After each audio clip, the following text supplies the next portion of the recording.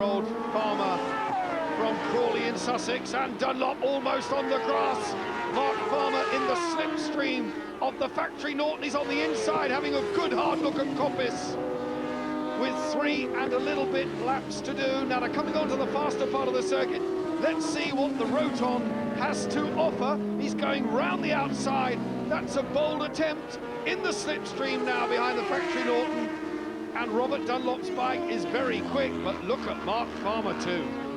Yeah, there's very little difference in the speed. I would say that the Norton still just has the edge, but probably that's a lot to do with the fact that Robert Dunlop's such a small guy. He probably only weighs about 8 stone, and power to weight ratio does come into it a great deal. You can see Jamie Whittam's style there, number 5 again, really hanging off the machine, flicking it left through the gooseneck. 85, 90 mile an hour, accelerating hard down here to Mansfield, braking down into second gear, 60 miles an hour, hard on the gas at this point. Suzuki underneath Jamie Whittam, absolutely wringing its neck. James squeezing the throttle as hard as he can to get every inch of power as he soars over the mountain with a magnificent wheelie down towards Hall Bends. Right, left, and right again. And the tightest and slowest part of the circuit, the hairpin, about 25 miles an hour around there. That's pretty tight. And down then to Barn, which is the adverse camber corner under the trees. Sometimes gets just a little bit damp. And then the start-finish line ahead of them. Still a scrap raging behind Jamie Whittam between Mark Farmer and Robert Dunlop. Sean Emmett then is behind Farmer, then Jeremy McWilliams. Number 10 is also well placed. So the Ducati that Williams is on, bellowing its way around the Cadwell Park circuit. These 2 rotary engine bikes giving us a bit of activity in 4th and 5th places respectively. Whittam's style there again, you see the whole body leaning off that machine. Really gets his weight on the inside, tries to keep the bike more upright. Totally different styles. You can see the Robert Dunlop behind who just puts his knee out. And this is the part in the circuit where Whittam had his little moment earlier on in the day, went across the grass there, but he's left himself plenty of room at this point. Extremely late on the brakes, James Whittam. It's his, he excels on braking late. 4th place then, number 5. So the caption already out of date by the time it came up. Jamie Whittam had scooped past the 2 rotary engine, the Norton and the Roton. So Whittam then is in 4th place behind number 1, Rob McElnay. Jamie Whittam, number 5 on the Suzuki. So the caption, of course, giving us the aggregate. My apologies. This, the position on the road.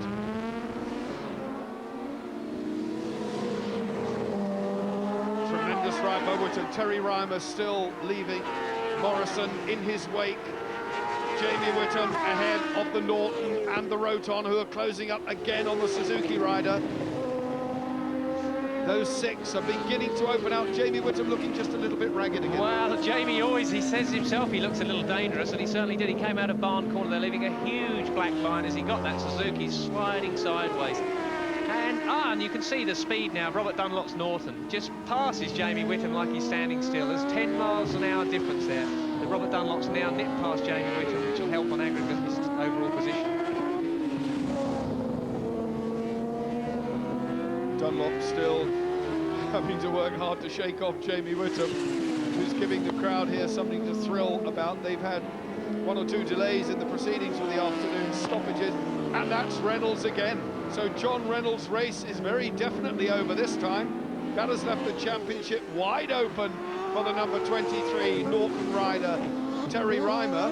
Not a happy day for John Reynolds, having taken the first leg, but things went very wrong for him, Steve, in the second leg. Just a little bit maybe over-ambitious. Whittam going through again ahead of Robert Dunlop, not giving an inch. Jamie Whittam knows he has everything to go for and wants to improve his point standings in the tally, as of course do all the other riders. Yeah, Jamie certainly gives it 110%, and he's pushing. Look at the distance he's made up on Robert Dunlop through the twisty sections there, but unfortunately I think he's going to lose all that. Robert Dunlop now on the start and finish straight, reaching speeds of about 160 before they break here for Coppice corner, but look, he's closed that gap in already, and now he's going to close it in on the start on the main straight, and I think he'll perhaps nip back past Jamie Whittam. Whittam will use all the track he can, but on the straights there's nothing you can do. Factory Norton versus the Roton. and Jamie Whittam on the blue Suzuki on the left-hand side, but the two rotary bikes went past on sheer power, and this is Whittam on the brakes. Look at Mark Farmer, number 46, went in there really hot and deep, but he's managed to pull that one off really well. That elevates Farmer to 4th place. Number 46, Mark Farmer, then has rocketed into 4th. There's Rob McElnay, number 1. There's Mark Farmer in 4th. And that is a terrific result. If he could just hang on to this, there's about half a lap left to do. Steve, what about that? He's getting better by the inch. Yeah, and that didn't do Jamie Whittam any good. I think it took him by surprise as Mark went straight by the two of them. So that's a great move by Mark Farmer. And now there's absolutely no chance they can get back past him. There's no passing places left. The only chance I think Jamie Whittam has here is at the hairpin. If he's going to pass Robert Dunlop, he could just do it at the hairpin, but that's his only chance. The checkered flag in sight then for Terry Reimer. He'll be thrilled with this one. Reimer gets it from Morrison on the Kawasaki. A great ride for Terry Reimer. Rob McElnay gets 3rd. Mark Farmer gets 4th. And Robert Dunlop just pips Jamie Whittam for 5th. But a brave, brave ride by Jamie Whittam for 6th place. But there's your winner, 23 on the Norton. Terry Reimer will hang on to the championship lead. Overall winner on aggregate, however, of the 2 legs, John Reynolds' teammate Brian Morrison on the Kawasaki, number 6. He'll be well pleased with his day's work here at Cadwell. After another sensational 2-part 750cc race, the overall result went to Brian Morrison, number 6, from Terry Reimer on the Norton, McElnay, Farmer, Dunlop and Jamie Whittam, and of course John Reynolds didn't feature because he retired in part 2. Now, what does that do to the championship standings? Could it be that John Reynolds has kissed the title goodbye? Who knows? But 130 points, the Norton man leads, Morrison from Reynolds, Dunlop, McElnay, and Jamie Whittam still in there with a chance.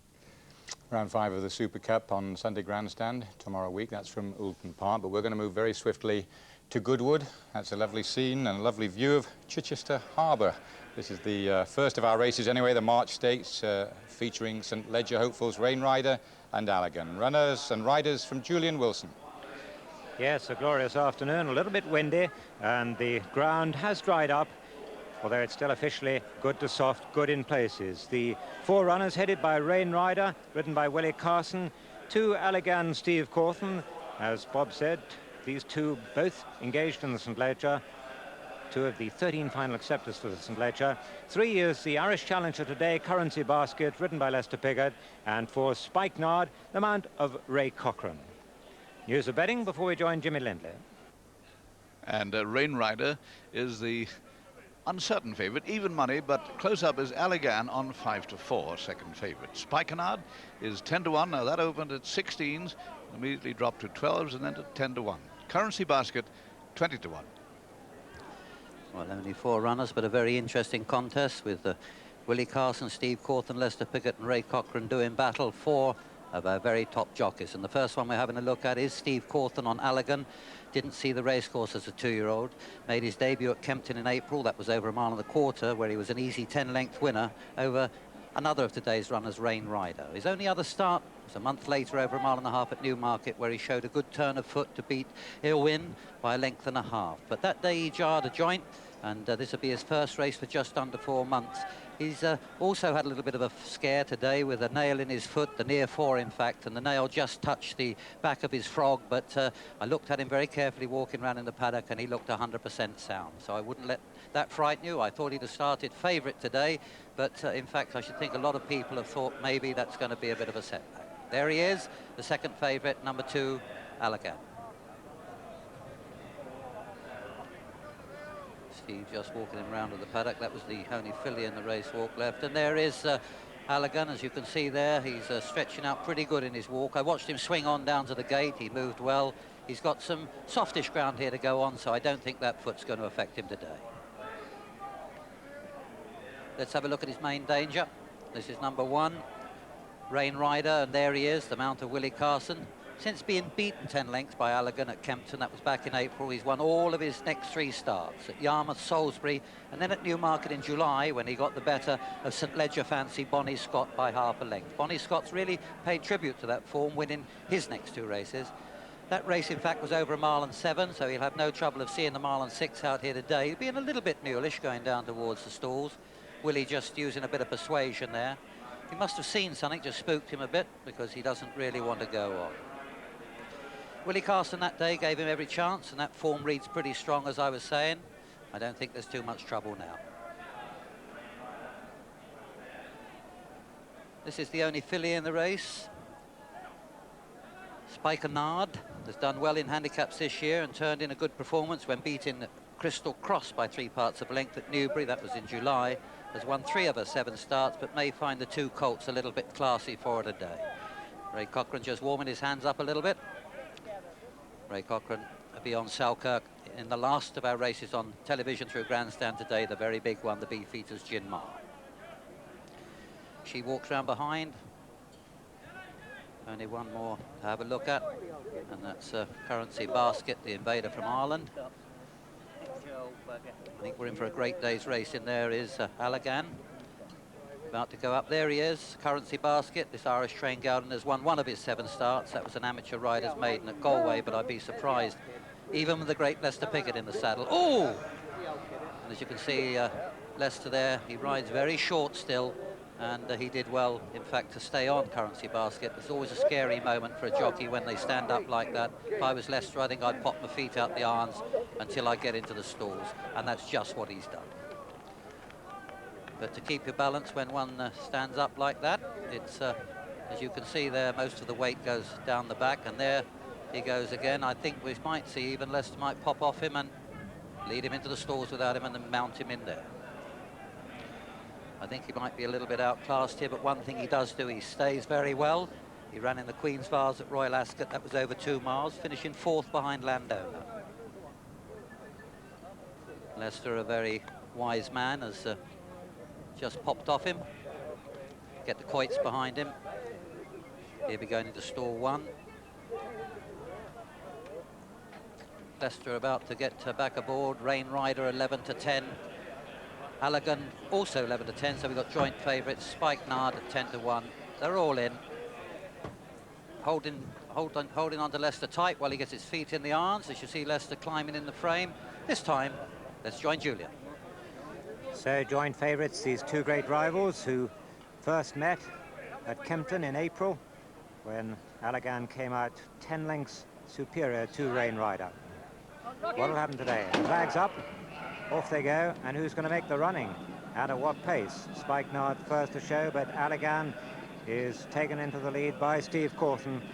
And this most attractive looking bay or brown horse really, Allagan, who went down so well, striding out nicely, big knee action, as you can see. The ground's certainly going to be in his favour today, the son of alleged. Allagan leads from Spike Nard, and the other 2 side by side, Currency Basket and Rain Rider. Allagan and Rain Rider, the 2 St. Ledger possibles. Allagan having his first race since May, when he jarred a joint in winning at Newmarket. His trainer was concerned he might need the race today. Watching him go down, he looked in terrific condition. Allagan leads. Allagan from Spike Nard, Rain Rider, and the Irish challenger, the Queen's Vase 4th, Currency Basket. Meeting the rising ground, Steve Corton riding in the colours. From the Norton then, Trevor Nation sat up. Yes, right on the apex of Clearway's corner. Trevor Nation, who'd be in 2nd gear at that point, the producing a lot of power, the engine producing a great deal of power, and the rear end slipped out, so he had to shut the throttle. That's lost invaluable yards, as you can see. Mark Phillips has pulled out those few yards that he'll be desperate to do. At this point, he'll be looking at his pit boards, he'll be looking possibly behind, because he'd like a breathing space.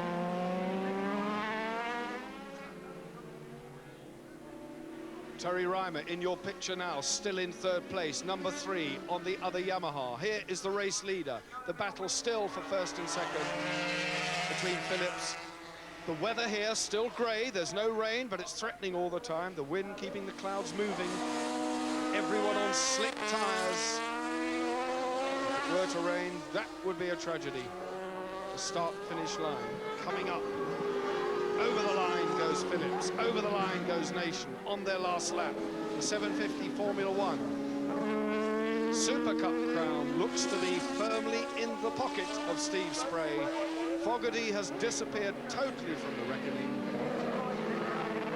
But the man who will now put £600, well, he won't in fact put £600, he'll put something like £300 in his pocket, but he will indeed lift the overall award and the first national championship for Norton. The man who will collect the £600 cheque is this man, number 1, Mark Phillips, with half a lap to do, heading the other Norton of Trevor Nation. And a tremendous Phillip for his confidence. Phillips wanted to get a win. The checkered flag is out. Mark Phillips gets it. The hand in the air. Nation gets second. The championship goes to this man, Steve Spray, under pressure from Hislop. Who cares? Steve Spray gets it, and so do Norton.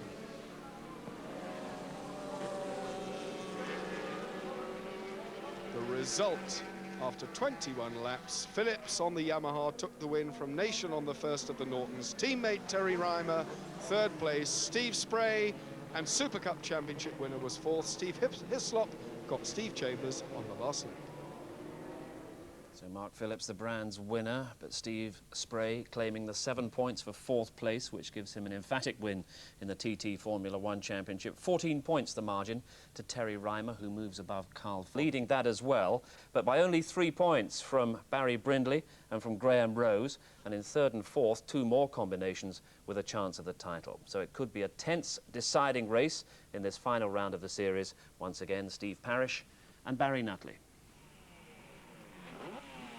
Three-wheel racing cars, no less. 500 cc's, 4-cylinder, water-cooled, an immense amount of brake horsepower, aluminium monocoque chassis, wide wheels, riding on slicks. Down in there, believe it or not, are the handlebars. That, in the middle of your picture, is the rev counter, twisted round to such a degree so that when the needle is at a workable speed, the rider knows where to look. The needle must always be in the same position. Steve Webster, 3 times world champion. Tony Hewitt kneeling down at present. His left hand will be anchored firmly to the handhold, which you see by his left glove. He will pivot right, he will pivot left. Around that handhold, he must never, repeat, never let go with his left hand. And if I were Tony Hewitt, indeed I would not let go with my left hand. They did not contest the first one, but they won the other 3. They have 30 points, they are leading the championship. But it's a slender lead, because in second place in the championship, on 27 points, their Grand Prix compatriot Barry Brindley and Graham Rose, riding number 11. They are extremely fast indeed, and have given Steve Webster and Tony Hewitt something to think about in the past 3 rounds. Barry Brindley, Graham Rose. Completing the front row, Steve Abbott and Sean Smith. We will also be featured heavily because they are Grand Prix regulars. Finding themselves on the third row, outfit number 12, Rob Fisher and Trevor Crone. The big 1100cc 4-stroke Suzuki, normally a lightning starter, normally on the front row. They have to work hard this time, but look at the way they weave round. World champion Steve Webster. They are alongside Steve Webster going into Paddock Hill Bend. The flying duo on the big Suzuki from Workington in Cumbria, Rob Fisher, Trevor Crone, are slotting into third place now. Steve Abbott, Sean Smith lead the race around Druids for the first time. Then it's Webster. Then it's Rob Fisher. The big Suzuki is a handful. They said they cannot keep it tight dropping down through here into Graham Hill Bend. The extra weight they carry makes it very hard indeed, but side by side they are. Brindley going through. Already they're down to fourth place. The race leader, number 45. Wait a minute there, Brindley in the middle of the picture, pushing hard. We're waiting for them to come across the line. For the first time, number 46, Steve Abbott, Sean Smith, the Grand Prix regulars. Threw me for a second, I thought it was 45, but in second place, Webster. Steve, the Grand Prix outfits, putting their Grand Prix experience to use here. I wouldn't have thought Brands would have been the place. Well, the machines are very light and very agile, especially compared to Robert Fisher's huge, great 1100 Suzuki. so I think they'll be a lot easier to ride and they'll be able to keep the pace up. But I think these top Grand Prix 500 sidecar riders, they're able to adapt to any circuit they want to go to, and especially Steve Webster. I'm sure he's going to be the fastest man on the circuit, but he's yet to pass number 46, this man Steve Abbott. Abbott, having ridden on the Grand Prix scene for the past 8 seasons, a professional racer, travels the length and breadth of Europe during the season. This now, the closed season for the Sidecar Grand Prix teams. It's all over, and this man won his 3rd title. He is 3 times world champion. He's sitting in 2nd place. He is leading the Super Cup by only 3 points from the man behind him, number 11, Barry Brindley and Graham Rose. They gave us a thrilling race at Mallory Park. They're doing it all again, but they have one other outfit to contend with. Somebody else has added to the equation. Steve Abbott and Sean Smith forcing on ahead of Webster. A 3-man duel. This is good stuff. Abbott really sorting them out. Yes, Steve Webster's certainly in the sandwich there, and he's going to have to be very careful because Steve Abbott, it's a wide outfit. He's got to pass it. He's going for the inside line. This is the favourite overtaking place, but no, he's decided to hang back. But Brindley's close on behind him, so he can't afford to hang around there for too long. If he's going to make a move, he needs to go up the inside. These are awkward pieces of equipment to pass with. They are very wide, and he's got dropped back into 3rd position now. So he is in a big problem, Steve Webster. Has he a problem? He does not want Barry Brindley to gain more than a 3-point advantage over him. And at the moment, they are neck and neck, and this is thrilling stuff for the sidecars. The passengers move from the right to the left. Over goes the right hand as they go round the top McLaren, down to Clearways. They'll be coming, exiting Clark Curve onto the start-finish straight any moment now. The passengers tucked in, slipstreaming, down they go, tucking down the heads, side by side. Just look at Webster on the inside line. Abbott and Smith, utter trust, utter confidence. They are so close. The passengers sprawled across the back, anchoring that rear wheel. That 15-inch wide rear tyre to the tarmac, immensely fast. The G-forces, as they throw them right and left around here, mean that these outfits are circulating in excess of the lap record held by the Solos. Indeed, the fastest motorcycle of any type round here is Steve Webster, having held the record at 48.3. He clipped that by 0.2 of a second in time practice, so he has already beaten his record, which incidentally stood since October 1984. Now that is a sobering thought indeed. He is going for it. Steve Webster and Steve Abbott, the 2 Steves, side by side. Paddock Hill Bend, Webster on the inside, Abbott still going the long way round. Fantastic action indeed, up towards Druids. Well, these 3, and another Steve Parrish with me now, these 3 having a tremendous duel. Yes, I'd certainly rather be here talking about it than being on that sidecar passenger tray at the moment. So there's very little in the performance of these machines. As you see coming down the straight, there's nothing in it. Steve Webster just keeps looking for that inside line. The reason you go on the inside is it's the shortest way, and if you're going to drift out, you've got someone on the outside of it as opposed to someone pushing you off the track. So he'll be trying to stay on a tight line the whole time. But also, he's got to be careful not to burn his tyres out. It's very easy on these outfits to lock the wheels up going into a corner. That way it puts a flat on the tyre, and then it's a real problem. But once again, he has a look on the inside. It's not possible to make it through. But he's looking by far the smoothest rider out there at the moment. I think he has something in reserve, but it's a real battle we have here at the moment. These the top 3, 1, 2 and 3 in the race. In 4th place it's Gary Thomas and Tony Strevens, number 2. In 5th place it's the big Suzuki of Rob Fisher and Trevor Crone, up there from the northwest. I've said northeast previously, but they are indeed from the west side of the country, Workington in Cumbria. And number 3 in 6th place, Clive Sturrett and Simon Pryor on yet another LCR. The LCR standing for Louis Christian Racing, the Swiss genius who makes, cuts, rivets and glues these chassis together. Indeed, they are glued. They're araldited at the seams. They are riveted. They have suspension struts. They have a carbon fiber sidecar floor. Very high technology equipment indeed. They have one pedal to operate all 3 brakes, as well as a separate front brake, which Steve Webster is not using to any effect because he is through at Druids. He now heads Steve Abbott and Sean Smith. Brindley is down there in third place on his way for 8 points. Webster on his way for 10. He sits on 30. He will get 40 if things don't change. But what a tremendous battle. 7 laps gone, 21 the full distance. Anybody's race. Yes, and Tony Hewitt is a real master at his job. He's not only is he climbing around that machine, keeping the wheels on the ground. Look at him tucked in there, head down, so that it stops any drag from the machine. That probably increases the speed up to 5 miles an hour down the straight. As the passenger's tucked right in there, leaning over to the inside now, all the weight on the rear tyre, so that the 140 brake horsepower can be put through that back tyre. But he's taken a wide line. No, he's on the inside now. Brindley's having a look as well. What a battle that we have here today. As usual, the sidecars providing the thrills.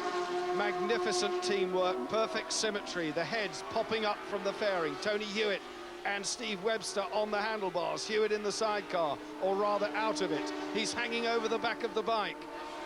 Sean Smith doing likewise, a perfect view of the rear end of Tony Hewitt as they come out of Clark Curve onto the start-finish straight one more time. Over the line, Webster, Abbott, and Barry Brindley in third place, the old master, just lurking there, waiting to seize the opportunity. And he's going for it round the outside of Steve Abbott.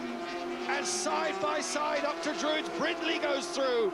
So Barry Brindley through the inside now leads almost half distance. Brindley from Webster and Hewitt. This battle now going all the way through. They are coming up behind 2 tail-enders. This could be an interesting moment. Yes, it's a real problem for the tail-enders, especially when there's 3 this close, because the tail-ender can move over and block the second man through. Brindley's gone on the outside line, and it looks to be the fastest, but it is the furthest way round, and he's now being pushed out by Webster. This is incredible. The back markers are going to wonder what on earth happened to them as 3 people pounce on them, and they're all safely through now. Webster now going on the inside of another back marker, so he's the master, the world champion. He knew the quickest route through those back markers. More tail-enders will come under the hammer as Steve Webster and Tony Hewitt lead Barry Brindley and Graham Rose round Druids yet again. Steve Abbott and Sean Smith from Derbyshire in third place. And there is nothing between them. It is still anybody's race. 10 laps gone. Number 1 leads. Number 11 is second. Third place, 46. Fourth place, number 2. Fifth place, Rob Fisher, Trevor Crone. Fifth place, 4th, 5th and 6th, Clive Stirrat, Simon Pryor. This is utterly mind-blowing. They really are at it, hammer and tongs. Webster and Hewitt. And Brindley coming back again. Barry Brindley has by no means given up. From Doncaster, the Yamaha power in the LCR chassis. Up towards Druids again. Look at Brindley, cut the nose off Steve Webster. Round the outside, sliced in. Tremendous stuff. Exactly what the spectators want to see in this, one of the final sidecar races at Brands Hatch in the 1989 season. And what a fitting climax to round 5 of the Super Cup Sidecar Championship for Brindley. He is really now demonstrating that experience. Steve, I'm looking unavoidably at the back end of the sidecar passengers. They do appear to rub parts of their anatomy away on the tarmac. Yes, in actual fact, it does look very close, but I don't think they're rubbing a great deal on the road. It's getting very close. They cross over the bumps there, but Barry Brindley has certainly put on an impressive display here. He's finished second to Steve Webster so many times. He'd dearly like to beat him. And around the outside once again, yes, he's through again. Around the outside, Steve Webster. They're terrific. So once again, they're up against back markers. You can see their rear end hanging out there to transfer all the weight over to the left-hand side. Brindley now has got 5 or 6 machine lengths over Steve Webster. Here he is, the race leader, Barry Brindley and Graham Rose from Yorkshire. Steve Webster, Tony Hewitt in second place from Yorkshire. Can they repeat the sort of performance they've done previously? And alongside, as I speak, they go for it on the inside, coming up to Paddock Hill Bend. But they can't do it. They've been denied the opportunity by Brindley and Rose. And Tony Hewitt looking along the inside. Brindley and Steve Webster. Abbott and Smith still there in third place. An outfit on the track, number 48, looking a bit second-hand. That's Colin Nicholson and Eddie Mills. The fairing coming off, but rider and passenger on their feet, shaken, but well. Back to the race. The red flags are out. The red flags are out. The race is being stopped at the start-finish straight due to that incident. Up go the hands. Barry Brindley after a stirring 2/3 distance. Now, an interesting situation here. Steve Webster was leading the race at the end of that lap. Barry Brindley was in second. In third place, it was Steve Abbott and Sean Smith. In fourth place, it was number 2, and that is Gary Thomas and Tony Strevens. Rob Fisher, Trevor Crone, Clive Stirrett, Simon Pryor.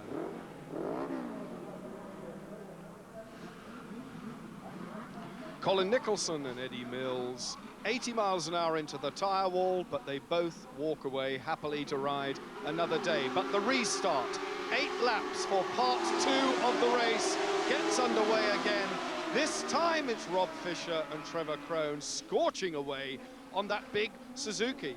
They took advantage of that. They had a second row start this time, and there they are, number 12, leading Steve Webster. Steve Abbott in third place. Now Brindley and Rose are down in 5th. Can they capitalize on that? They have 8 laps to do. Now they might just be able to get the big Suzuki, but as I speak, through on the inside goes Webster. Steve Webster, Tony Hewitt, assuming their rightful position again at the front of the pack.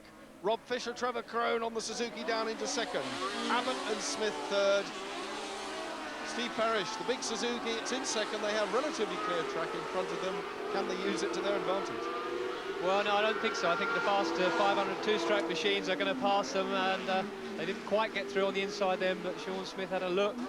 But the Suzuki has so much traction off the start line. It's very, very heavy, and it's got a lot of bad bottom-end horsepower. Brindley back in 4th position, and the big Suzuki is able to get off the line quickly, but once they get on the faster straights, the two strokes are able to come through, as you can see. That's going to happen in a minute. Brindley now down in 4th position. He's having to fight his way through, so he'll be a bit upset about the restarted race. That's Clive Stirrett and Simon Pryor ahead of Barry Brindley now, but this is the race leader, Steve Webster, Tony Hewitt. They're out on their own now because they've already scorched away from Steve Abbott and Sean Smith. This the battle for 4th and 5th place. Clive Stirrett on the lime green outfit. Brindley has got past, so Brindley now in 4th after the Suzuki. Barry Brindley. Clive Stirrett still with him. Stirrett has lost another place as they go through this now. 4th place man Brindley. He's only got 6 and a bit laps now to do something about the flying trio ahead of him. He's right with Steve Abbott and Sean Smith. Barry Brindley, Graham Rose out onto the tarmac goes the left-hand side of Graham Rose's bottom, holding down the sidecar wheel as Brindley gets the power on, but scorching on ahead, Steve Webster, Tony Hewitt. Now this time Webster is streets ahead of the opposition. Has he finished the cat and mouse business? Yes, I think he's decided with all the upsets that we've had in this race that he needs to assert his rightful position, as you said earlier, and he's out in front. He's just leaving everyone for dead at the moment. But you see, they've had the problem of passing the big Suzuki, and so that slowed them up around some of the corners. Steve Webster has a good, long, hard look behind him. It's a clear track behind him. So who have we got? There we have the Suzuki still in 3rd spot, but Steve Abbott's through. There's Brindley, still in 4th position now. But I think that Brindley's going to come past the Suzuki any moment now. As they come on to the bottom straight, he'll tuck on the inside. He'll stay very, very tight, inside line. But Rose is keeping the inside line. He's through. No, as I say that, he's had his nose chopped off once again. It's causing him a real problem here. He can't go around the outside as it's too far to go, so he'll try and cut back as they exit Clearway's corner. He's now on the power, keeping a tight line. I assume he'll go on the inside. Yes, he has. Second place man, number 46 in your picture. There is number 11 up to third. So the Fisher, Crone, Suzuki down to fourth. Third place man Barry Brindley, Graham Rose. In fifth place it is number 2, Gary Thomas and Tony Strevens. Tony Strevens, the passenger of Ray Gardner, who's not appearing today, so Strevens in there, slotting in. This is the third place man still. Brindley and Rose now setting off in hot pursuit of Steve Abbott and Sean Smith, and they are closing. They are closing on Abbott and Smith. The race leader still, world champion Webster and Hewitt out in the lead. In your picture now, number 1, sewing it up beautifully. They lead the championship by only 3 points over Brindley. 3 laps left to do in this phase 2 of the sidecar race. The first part being stopped as a result of that accident to number 48, Colin Nicholson and Eddie Mills, who happily walked away from what looked a disastrous pile-up as they impacted into the tyre wall. The bike all but flew apart. The fiberglass certainly was quite badly damaged. But now, Brindley and Rose closing, ever closing as I speak, on Steve Abbott and Sean Smith. That is the gap. One runs onto the grass, but still the race goes on. Down the slip road for one outfit, this the battle. Third place, Barry Brindley, Graham Rose from Doncaster. And a look over the shoulder. Sean Smith, a glance over the right shoulder. Where's Brindley? He's closing. Here he is, coming on to the start-finish straight. Again, Webster has already gone. He has the start-finish straight advantage. 2 laps to go. And this is second place. Now, Brindley, is he going to go for second? Yeah, I think Brindley can do. He'll try and get a slipstream down the start and finish straight. You can see he's having a good look on the outside here. He's trying it, but he can't do it. He'll try and cut back and take to the inside. But here's another impossibility. There's not enough room before the next bottom Graham Hill bend, so he'll tuck in there. But where he'll make his manoeuvre is on the start and finish straight. He'll try and get close behind Steve Abbott, get a slipstream and power past him as they go into Paddock Hill bend, if he's going to do it. Identical power. He is on his last lap with the Yamaha-based Krauser motor in the LCR chassis. Behind him, a Yamaha LCR in the hands of Steve Abbott and Sean Smith. Alongside him, another Yamaha LCR in the hands of Barry Brindley and Graham Rose. And a tremendous duel going on now. Brindley is lining him up to dive past, coming into the start-finish straight for the last time, but this is Druids.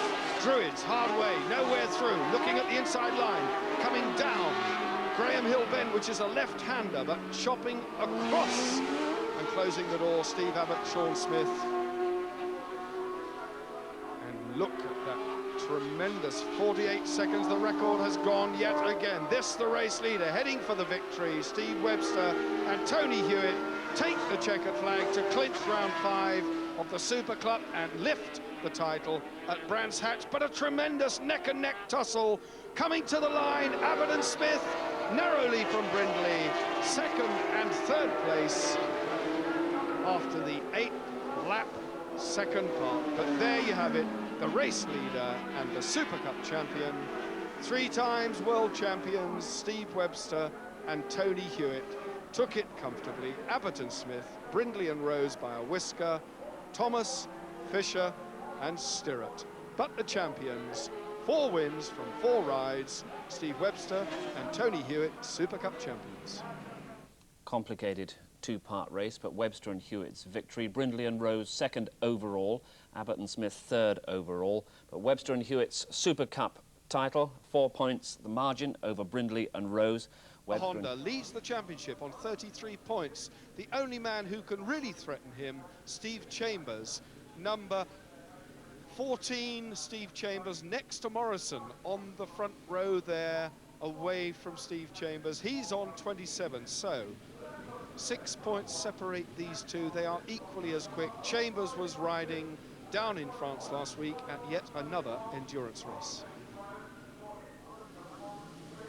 A fistful of action, 1 win already under his belt today. Can it be victory number 2 for pole position number 1, Mark Phillips, 25 years of age, absolutely bang in form again. The front row, Phillips pole, Brian Morrison, Steve Chambers, Terry Reimer on another Yamaha, Dave Redgate, and Gary Weston riding number 76. The lights are green, 21 laps, 25.2 miles. The Superbikes, great, big, hairy four-cylinder, four-stroke machines, water-cooled, incredibly quick. They are up towards Druids, and the two Yamahas side by side, Reimer and Phillips. Reimer taking the wider line, the rest of the pack stream round behind them. Terry Reimer, I'm wondering, will we see a repetition of Terry Reimer's rear tyre problem? Steve Parrish with me now. He knows these two riders very well. Terry's out there again. Well, Terry does have a different tyre fitted for this race, so it's going to see if it's an advantage, but he's certainly going to flyer of a start. Mark will tuck in closely behind him, and we'll see if Terry does have this problem once again. But at the moment, he's looking very good, and they've already pulled out a tremendous lead, even on the first lap. The two Yamahas on their way. The points not really important, or having said that, of course, Terry Reimer is sitting in 5th place in the championship, but on a relatively low score of 18 points, so a 10 would only move him on to 28. The championship lead is held at 33 points by the man who flashed past you then, number 2, Brian Morrison.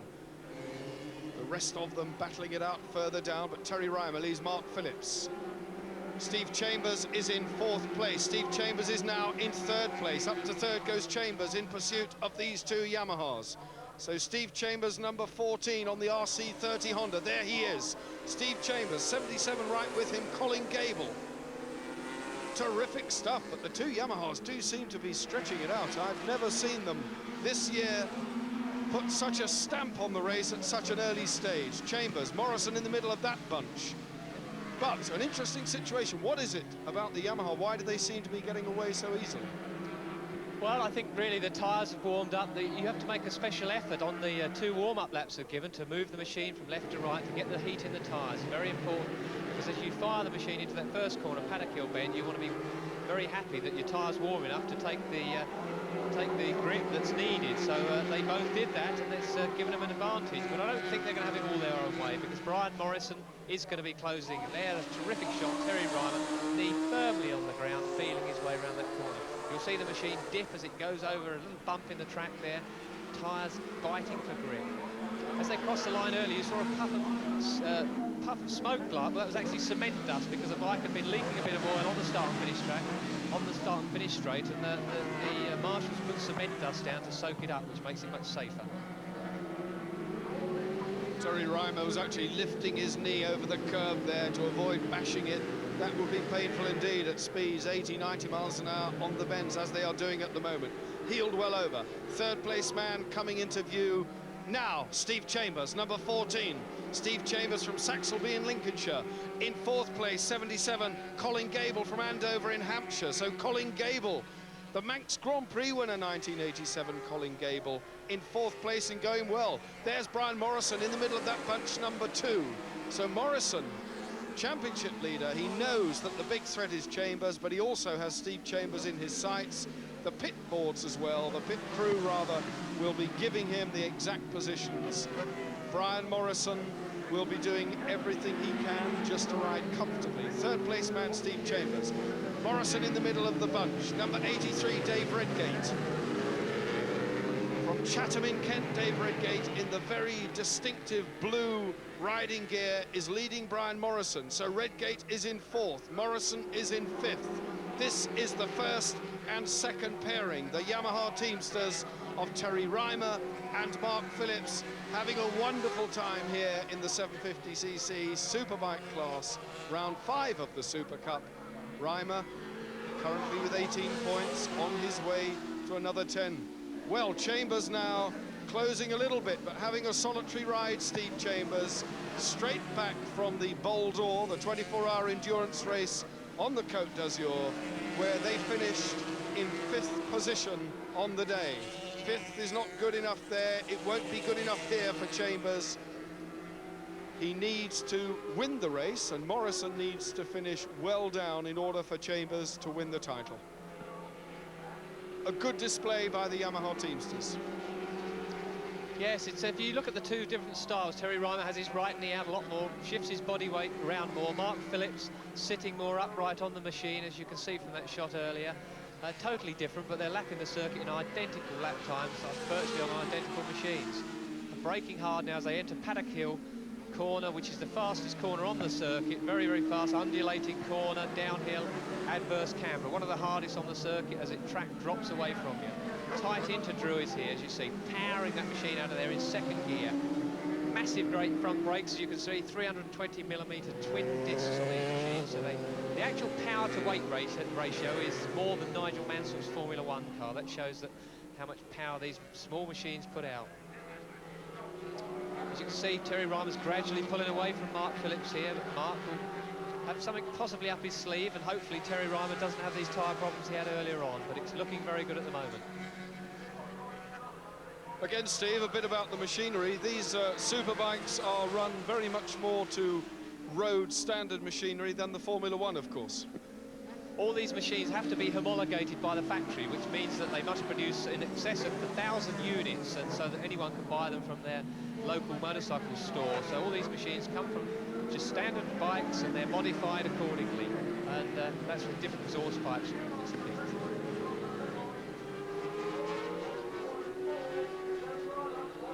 There's Mark Phillips behind Terry Reimer, second and first position. Steve Chambers in third position. Now it looks like they're closing in on him. Morrison in number 2 as he comes around on the 750 Honda. He's the man that's going to be desperately trying to catch Steve Chambers. The race for him is really just to catch Steve Chambers and be close to him. Brian Morrison, number 2, we're with him now. The man in front of him is Dave Redgate in the blue. Steve Chambers, number 14, from Saxelby. There's Redgate. There is Morrison, riding a very controlled race on the RC30 Honda.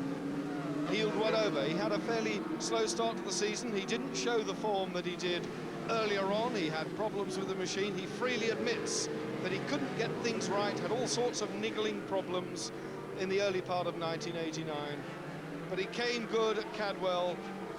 He too has been venturing into the world of endurance racing. He raced again last weekend along with the others at that 24-hour race at the Bol d'Or, and enjoyed the ride. At least he said he enjoyed the ride, but it's a whole new scene. 24-hour racing demands a different approach. It demands a different level of machine reliability, preparation, support crews, the whole bit. Morrison now, number 2, in the thick of this pack. He is sitting on 33 points. Steve Chambers, the man who is in third, the man in your picture now, is lying on 27 points. There is currently a 6-point differential. There is not 6 places difference between them in the race. Morrison, sitting where he is, will be doing enough to lift the title. And he knows it, Chambers knows it. Chambers will want to win the race at the very least. He is, as you see, in third place. He is headed by Terry Reimer and Mark Phillips, the Yamaha teamsters. Dave Redgate is in fourth. Morrison is in fifth. Dave Redgate, number 83. Morrison now right with him. The sun bursting through the clouds here. The rain has held off. It's been a tremendous day. But they are now closing on Steve Chambers. Redgate and Morrison right with Steve Chambers, coming up again towards Druids.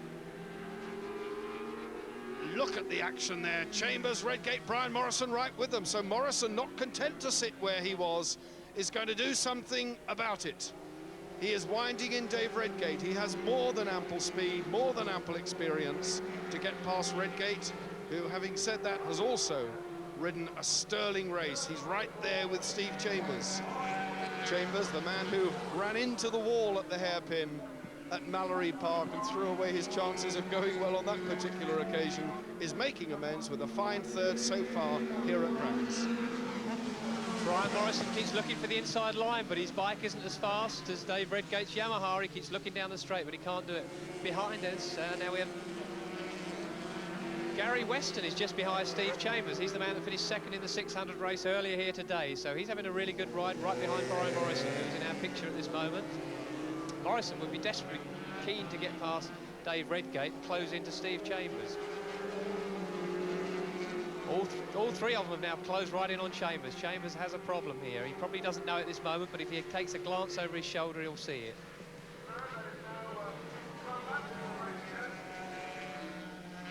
Probably the greatest fans of Steve Chambers are his mother and father. They come to most of the meetings. They give him tremendous support in the paddock and between meetings during the week. And that support now vital, because look at Dave Redgate. Redgate almost off. Incredible stuff. He lost the front end, he lost the back, but he stayed with it. And Brian Morrison slipped through, so that made Dave Redgate think a little bit. He breathed in. That was tremendous stuff. But now Morrison and Steve Chambers, these are the two about whom the championship is all. 6 points separate them, only 1 point separates them in this race. Tremendous stuff, Steve. Well, Dave Redgate's been very brave here. He's tried to go around the outside of Steve Chambers. As he goes in, he's gone in too fast. You'll see the front end turn in. Well, it's not often you get away with that. He's picked it up again. It fell on his knee at that point. You can see the rear end started sliding. It's very rare that you can lose the front end going into paddock bend and have the story to tell afterwards, but he has, and he'll also be very subdued from this point, because it's very, very frightening at that point.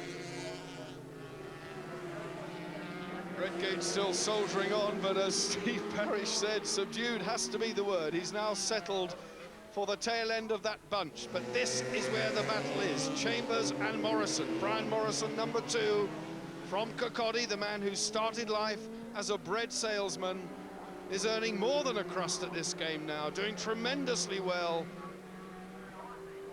But he knows he has this wrapped up if he just stays where he is. The prestigious 5-round Super Cup Superbike Series would be an amazing victory for him, and he is right there, but Chambers still ahead. The Yamahas have disappeared out of sight. These two RC30 Hondas. Gary Weston still in touch as well. Chambers leading Morrison. Well, Morrison has the experience, I guess. Steve Chambers, not quite as long in the tooth as Brian Morrison, and Brian Morrison in 1988 was really invincible, the man to beat, and in fact he trounced everybody throughout last season. Didn't show that form earlier on this year, but now he is flying. Well, at this point, I think Brian Morrison, if he's got any sense, he should just sit behind Steve Chambers. I know it'd be nice to win the race, but the championship is very important to him and to Honda, and I'm sure he'll be wishing the race is over. At this point in the race, you're dearly expected to see the last lap flag, but unfortunately it never seems to come. Brian Morrison is in a good position. He can't catch the Yamahas, but he can sit behind Steve Chambers. We see Dave Redgate dropping back now, quite sensibly too, also, as we saw him had a horrendous slide on that paddock hill bend, and I don't think he'll be making any more brave manoeuvres. Chambers still heading Morrison. Morrison perched there in that 4th place. Gary Weston and Dave Redgate seems to be coming back again, having gathered his wits, regained his confidence. He's coming back again. Dave Redgate having another go at Gary Weston round the outside. All is not lost for the Chatham Flyer. He's doing everything he can back onto the start-finish straight again. Chambers, Morrison, Weston, Redgate, and 2 riders also behind Redgate, closing up on the 3rd, 4th, 5th and 6th place men. There's Dave Redgate, treating Paddock Hill Bend with a great deal of respect, and so would I, Steve Parrish. Yes, considering what he's been through in this race, I'm surprised how fast he's still going, but as you can see, Morrison doesn't seem to be making any attempt to pass Chambers now. I think he is quite happy to sit there. Personally, that's what I would do, because as I said earlier, the race is very important. The championship is extremely important. But he's sat quite comfortably there behind Steve Chambers. Chambers probably doesn't know that it is Brian Morrison behind him. He'll be getting pit signals, but it won't always tell him who it is behind him. It just says +1, which is 1 second.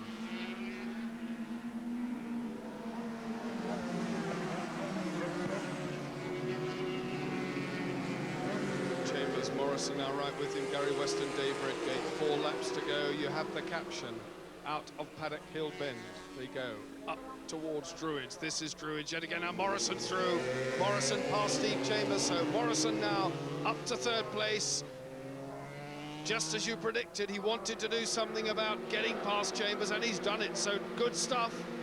And look at Chambers back through on the inside. He really is stretching out. Weston eclipse Morrison again. So Morrison now 3rd, 4th, 5th place, with Dave Redgate right with him. So the 750 Superbike race living up to expectations and more so. as 1, 2, 6 of them hurtle down over the start-finish line again with 3 laps to go. Steve Chambers woke up, they caught him napping. He woke up, jumped out of his sleep, and he's still in 3rd place and going well. Yeah, it certainly caught Brian Morrison, caught him out there as Gary Weston tries to go around the outside of Steve Chambers, but that's virtually an impossibility unless he can get on the power and get down the inside, which he can't. But Brian Morrison went past Steve Chambers and didn't ride defensively enough and allowed Gary Weston through too. So that was a bit of a shock, but he'll still be quite competitive. He won't be pushing himself too hard. He'll be riding quite within his capabilities, I'm sure. A lovely shot there, Brian Morrison, knee on the floor, powering around. If you look carefully, you see black lines as these machines power out of Clearways corner onto the start and finish straight. The Yamaha men going for gold at the front, 350 pounds the first place. And mid-race, this is where it's all going down for the championship. Steve Chambers now is doing exactly what he needs to do, but his hopes can only rest with Brian Morrison, who is behind him, riding less than good and dropping further down the ratings because they are still now separated by 2 points, and they are separated at the table by 6 points. This gap is not good enough. Chambers can do nothing about pulling the Yamaha men in. What he has to do is pile on the coals, get away from Morrison, and it needs at least 4 other riders to come past Brian Morrison. Well, Dave Redgate is poised there behind Morrison. Gary Weston is there. There's Morrison. Redgate is in blue. Can he get past Brian Morrison? We shall see on the last lap.